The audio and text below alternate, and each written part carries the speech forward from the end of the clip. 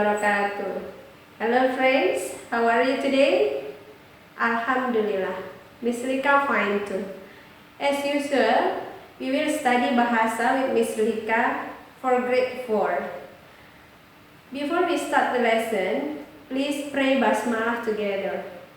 Bismillahirrahmanirrahim. Enjoy the video and then do the exercise. Sebelum mulai belajar, kita nyanyikan lagu ringkasan berikut ini dulu yuk.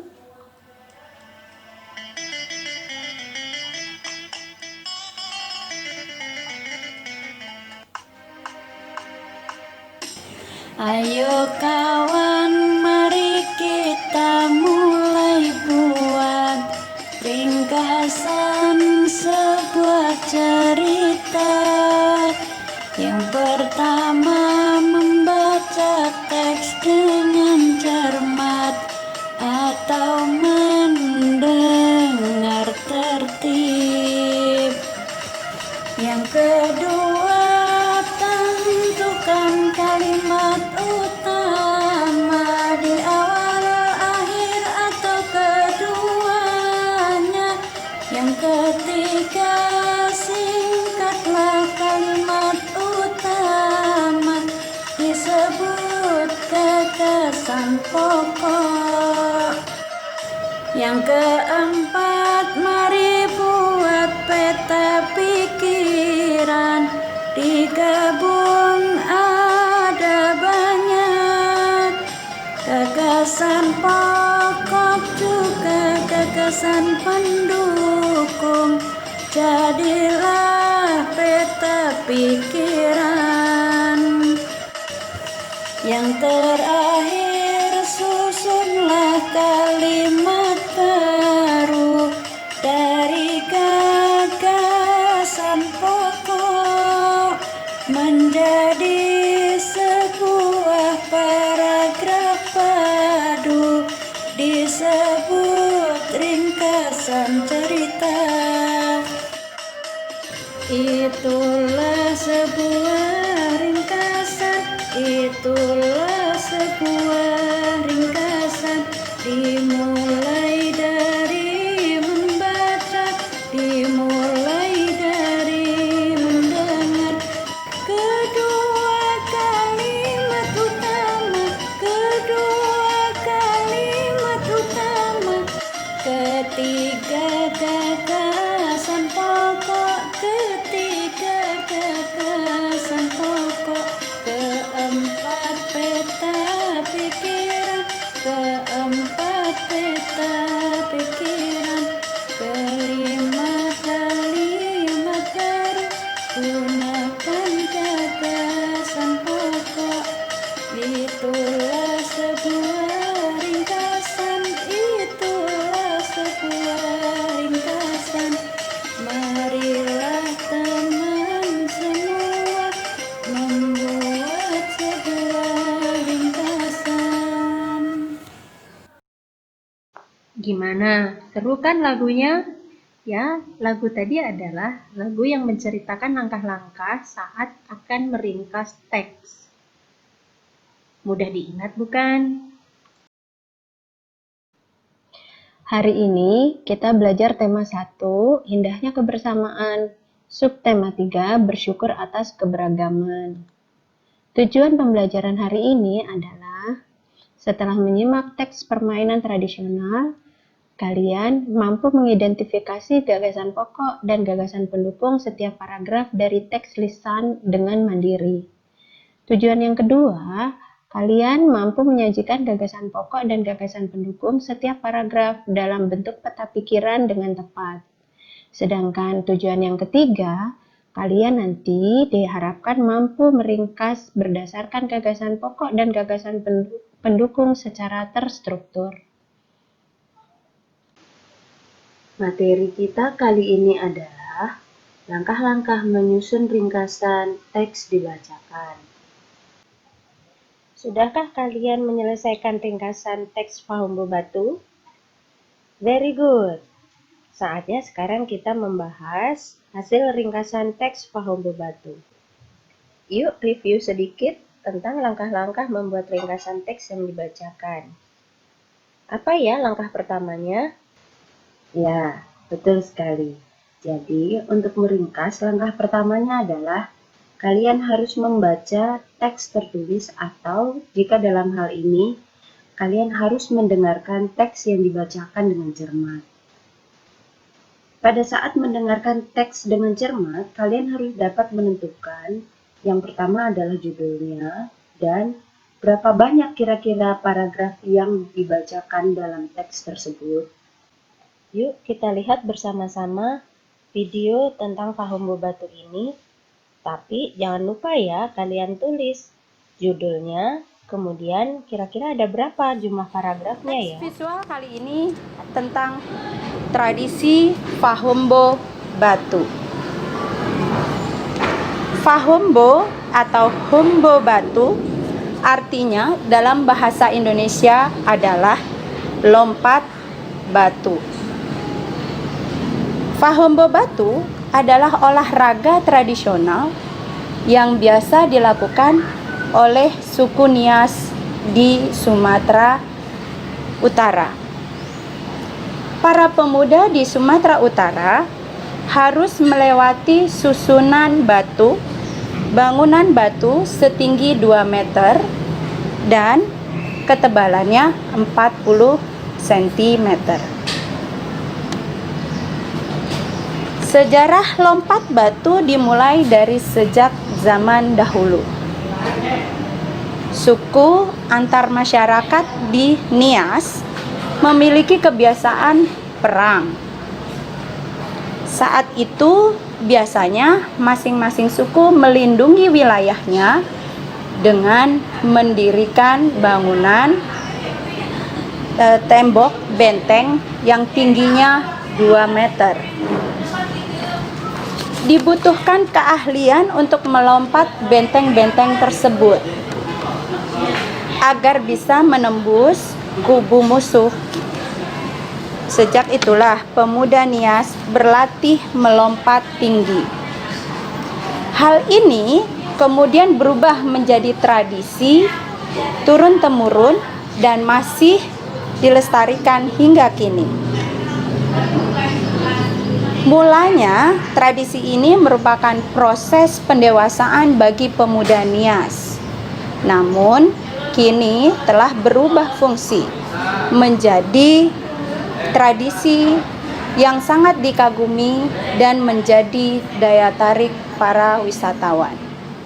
Demikian informasi. Bagaimana teman-teman? Setelah mendengarkan teks tadi, sudahkah kalian menemukan judul teks yang Misrika bacakan? Dan berapa jumlah paragraf yang terdapat pada teks tersebut? Ya, betul sekali. Teks yang Misrika bacakan berjudul Tradisi Fahumbo Batu.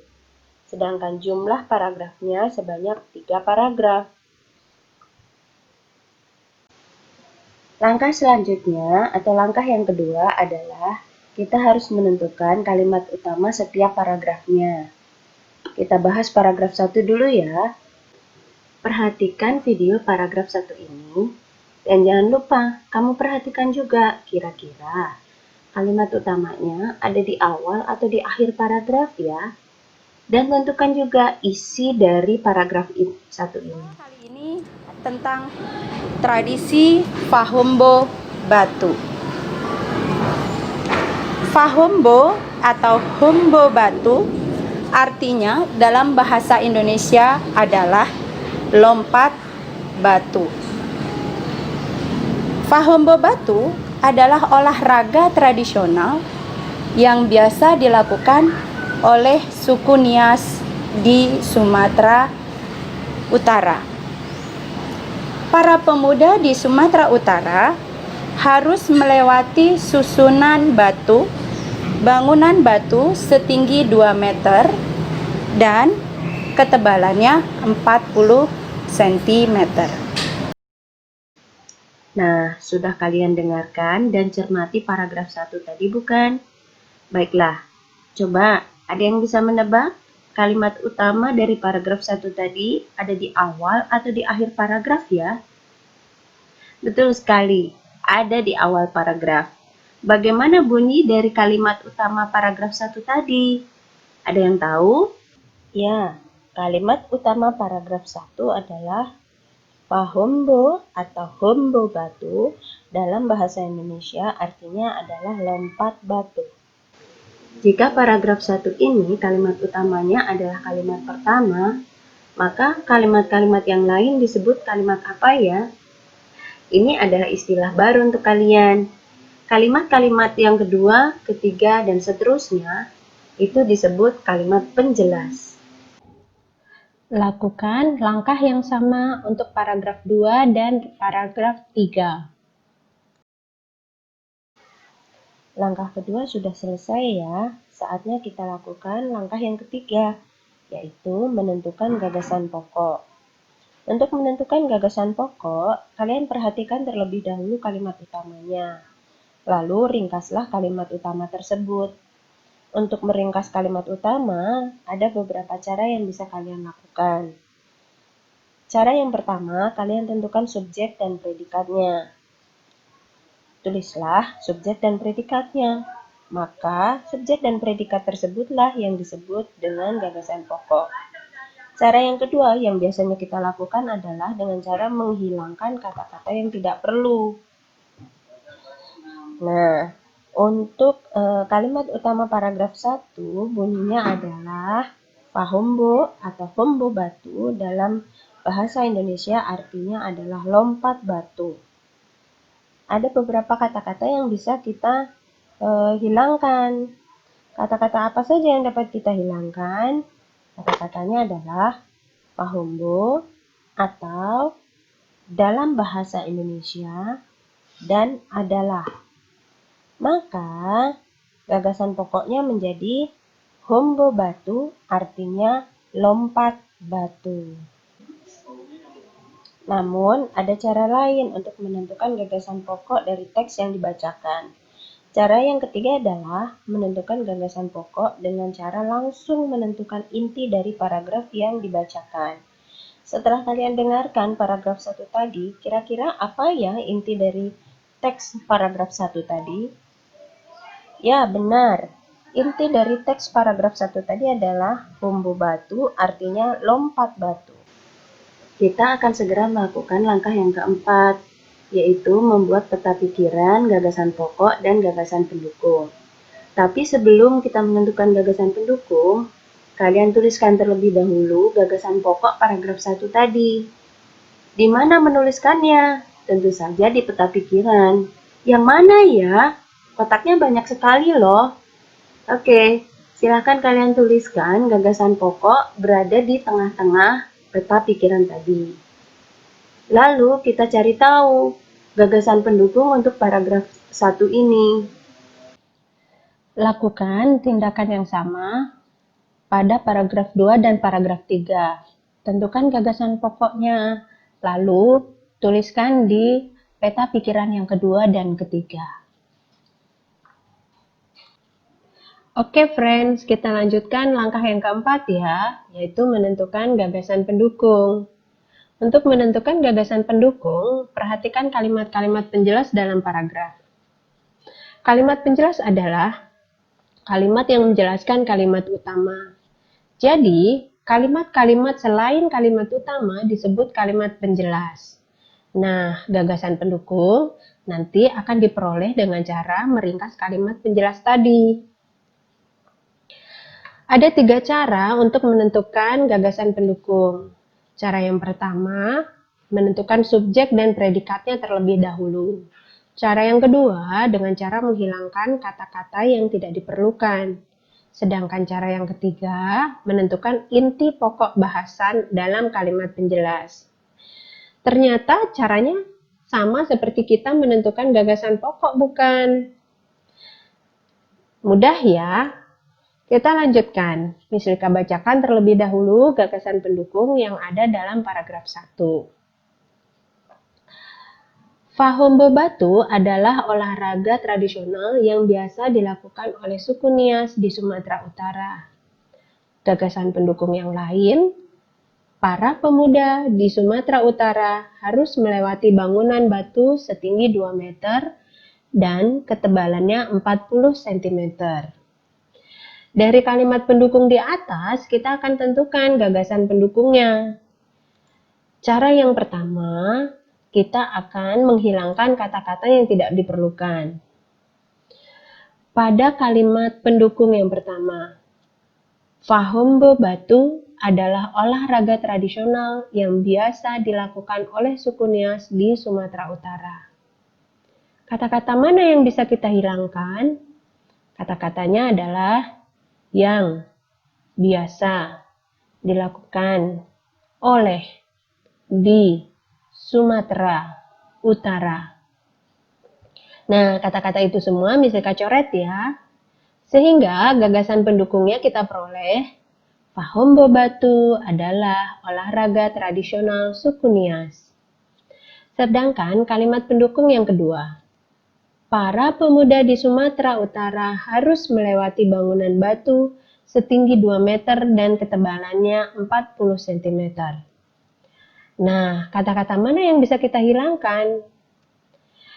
Kata-kata yang bisa kita hilangkan adalah di Sumatera Utara harus setinggi 2 meter dan ketebalannya 40 cm.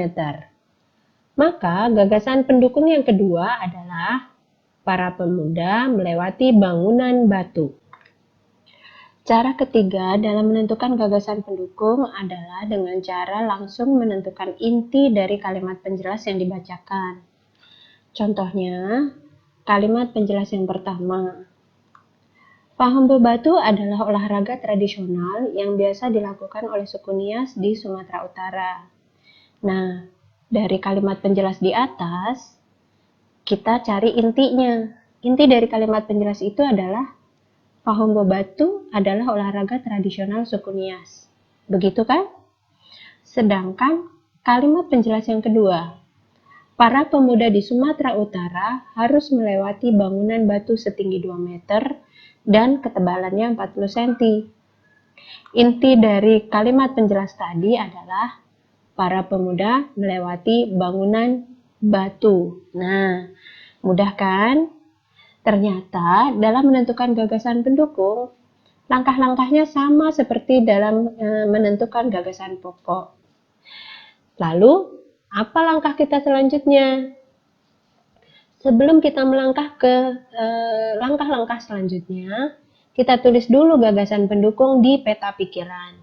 Coba kalian buka halaman pertama. Peta pikiran yang pertama itu sudah terisi di bagian tengah adalah gagasan pokoknya. Lalu, kotak-kotak di bagian luar itu kalian tuliskan gagasan pendukungnya. Ada nggak yang terbersit pertanyaan? Miss, di luar itu terdapat 4 kotak, sementara kita hanya memiliki 2 gagasan pendukung. Lalu bagaimana dengan kotak yang lain?